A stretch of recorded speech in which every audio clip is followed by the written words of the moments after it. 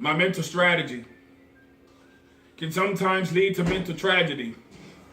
Not being able to handle the mental capacity of my internal struggles with no tenacity. But that's okay because you have not seen the last of me. My civil rights allows me to apply for jobs, but I can't let the fact that I'm black be the reason why you keep passing me.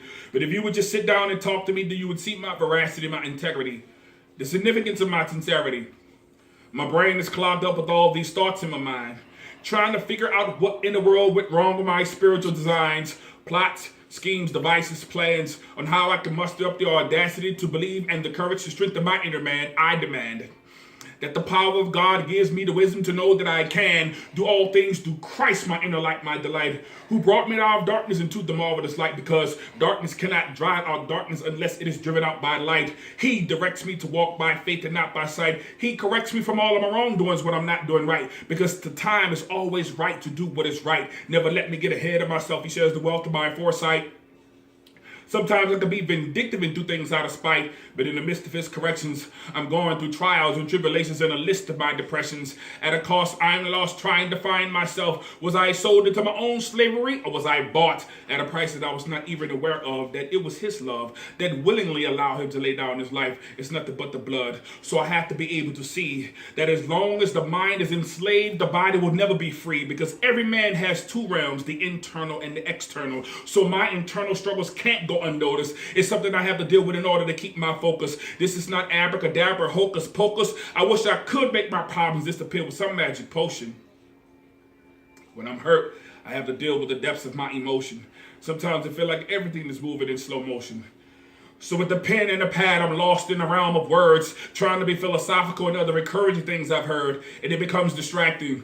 When you begin to think that absolutely nothing about you is physically attracting, being fake and phony by your brilliant acting, exercising, lifting weights, trying to be cute instead of just trying to be you, spending way too much time on beautifying the outside and not enough time on beautifying the inside. If I am weak inwardly, then I must understand and begin to know that outwardly my weaknesses will begin to show. And I know this without a shadow of a doubt, that whatever is in you will eventually come out. Because no one will start loving me until I start loving myself. I can only be who I am and nobody else. So as I begin to strategize and prioritize my life, I have to realize that sometimes I will be criticized by jealousy and envy, the lack of self-esteem that comes from within me, harsh words that comes from other people that would offend me. But why is that? It is because of my own insecurities, internal contradictions, conflictions, false intuitions, and in the midst of my afflictions, unclean impurity. And it's true to me, not new to me, that my double-mindedness and ambiguity has to be overcome by depth and spiritual maturity, because psychological freedom, a firm sense of self-esteem, is the most powerful weapon against the long night of physical slavery. It's unforgettable. There's no way that I can change the inevitable. I will die someday, and I don't even have a schedule of when this particular event will take place, but it's only God's undying grace that keeps me on pace to eternal life, not corruption. He never leads me down the road of destruction, not allowing Satan to come in and kidnap or illegal abduction. God could add on to my life or start making deductions, not falling for other people's smooth words and persuasive seductions, but being obedient to God's word and receiving instructions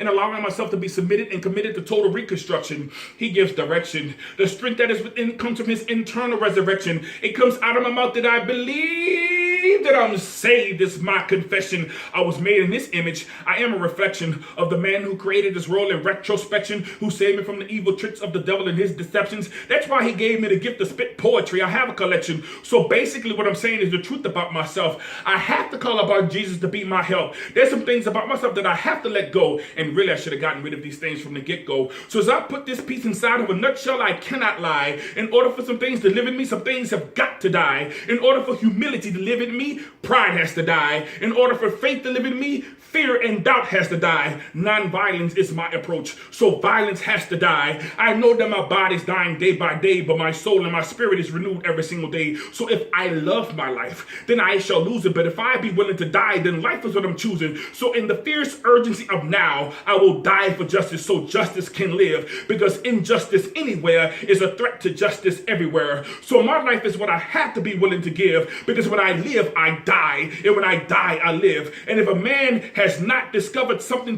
that he will die for, he isn't fit to live. So when you see me walking through the valley of the shadow of evil, breaking the psychological chains of mental slavery, I will not hold my breath, because you're looking at life living inside of death.